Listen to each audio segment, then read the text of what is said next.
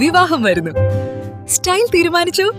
വളരെ സ്പെഷ്യൽ ആയ ഒരു അഡ്രസ് ഇനി വളാഞ്ചേരിയിൽ. MX വെഡിംഗ് സെന്റർ 22 വർഷത്തെ പാരമ്പര്യവുമായി വളാഞ്ചേരി കോഴിക്കോട് റോഡിൽ. വളാഞ്ചേരിയിലെ ഏറ്റവും വലിയ bridal showroom. MX wedding centre, Valanchery, Pattambi, Koottanad, Koppam and Kechery. Thiruvegappura പാലത്തിന്റെ അറ്റകുറ്റപ്പണികൾ പുരോഗമിക്കുന്നു.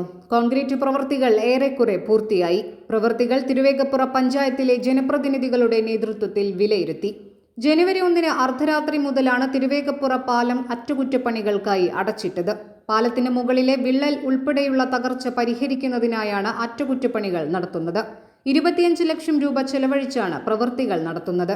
നിലവിൽ പാലത്തിന് മുകളിലെ കോൺക്രീറ്റ് പ്രവൃത്തികൾ ഏറെക്കുറെ പൂർത്തിയായി. ഇത് സെറ്റാവാനുള്ള കാലതാമസമാണ് ഇനിയുള്ളത്.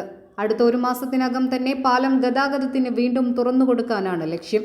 പാലത്തിന് മുകളിലെ നിർമ്മാണ പ്രവൃത്തികൾ തിരുവേഗപ്പുറ പഞ്ചായത്ത് ജനപ്രതിനിധികളുടെ നേതൃത്വത്തിൽ വിലയിരുത്തി. സമയബന്ധിതമായി തന്നെ പ്രവൃത്തികൾ പൂർത്തിയാക്കാനാണ് ലക്ഷ്യമെന്ന് പഞ്ചായത്ത് പ്രസിഡന്റ് ജമീല പറഞ്ഞു. ജനുവരി 2 പാലം അടച്ചിട്ടത്. അന്ന് നമ്മളോട് ഉദ്യോഗസ്ഥർ പറഞ്ഞിട്ടുള്ളത് 1 മാസക്കാലം ആണ് നമ്മളോട് ചോദിച്ചിട്ടുള്ളത്. പക്ഷെ പണി ഇവിടെ വന്ന് നോക്കിയപ്പോൾ ഇന്നത്തോടു കൂടി കോൺക്രീറ്റ് പൂർത്തിയാവും. ഒരു 20 ദിവസം കൂടി കഴിഞ്ഞാൽ അത് ഉണങ്ങി സെറ്റായാൽ നമുക്ക് ആ ഒരു ഫെബ്രുവരി 2 തന്നെ പാലം തുറന്നു കൊടുക്കാനുള്ള എല്ലാ സെറ്റപ്പും ആയിട്ടുണ്ട്. അതിന്റെ മുന്നേ തന്നെ തുറന്നു കൊടുക്കാനുള്ള സെറ്റപ്പ് ആയിട്ടുണ്ട്. പാലം അടച്ചതിനെ തുടർന്ന് തിരുവേഗപ്പുറ ഭാഗത്തെ അനധികൃതമായ പാർക്കിംഗ് കാൽനട യാത്രക്കാർക്ക് വലിയ ബുദ്ധിമുട്ട് സൃഷ്ടിക്കുന്നുണ്ട്. ഇതിന് പരിഹാരം കാണാൻ പോലീസിന്റെ ഭാഗത്തു നിന്നും നടപടി വേണമെന്നും ജനപ്രതിനിധികൾ ആവശ്യപ്പെട്ടു. നിശ്ചയിച്ച സമയത്തിന് മുൻപ് തന്നെ പാലം തുറന്നുകൊടുക്കാനാണ് ലക്ഷ്യമിടുന്നതെന്നും panchayat vice president TP Keshavan സൂചിപ്പിച്ചു. നടക്കാൻ പറ്റാത്തൊരവസ്ഥ, നമ്മള് പോലീസുമായി ബന്ധപ്പെട്ടതിന്റെ കാര്യം സംസാരിച്ചതാണ്. അതിനൊരു പരിഹാരം ആവണില്ല. അതാണ് ഇപ്പൊ ഒരു ചെറിയൊരു ബുദ്ധിമുട്ട്.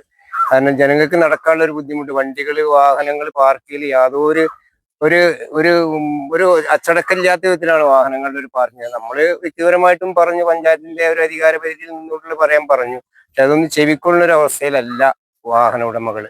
അപ്പൊ അതിനൊരു പരിഹാരം കൂടി കണ്ടാൽ ഈ 10-20 ദിവസം ബുദ്ധിമുട്ടുള്ളൂ.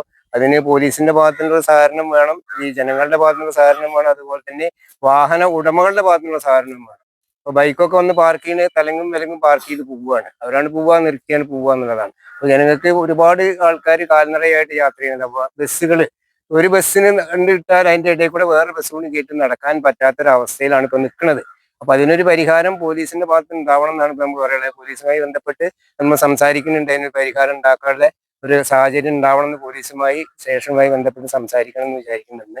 ഒരിക്കൽ അവരോട് പറഞ്ഞതാണ്. പക്ഷെ അവർക്കും പരിമിതികളുള്ള കാരണം എന്റെ ബുദ്ധിമുട്ടുകൾ അവരും പറഞ്ഞു. ഏതായാലും അത് പോരാ, ജനങ്ങളുടെ ഒരു സാധാരണക്കാരന്റെ ബുദ്ധിമുട്ട് നമ്മൾ വാഹനക്കാരുടെ സൗകര്യം മാത്രം നോക്കിയാൽ പോലോ, സാധാരണക്കാരുടെ ബുദ്ധിമുട്ടും കൂടി നമുക്ക് മനസ്സിലാക്കേണ്ടതുണ്ട്. പഞ്ചായത്ത് അംഗങ്ങളായ ഹാജറ, ബിജുനൈസ്, സലീമ ടീച്ചർ, സുലൈഖ, ബുഷ്ര ഇക്ബാൽ, മുനീർ, ധന്യ ഷാജി എന്നിവരും ജനപ്രതിനിധികളുടെ സംഘത്തിൽ ഉണ്ടായിരുന്നു. News desk 3 Max Live.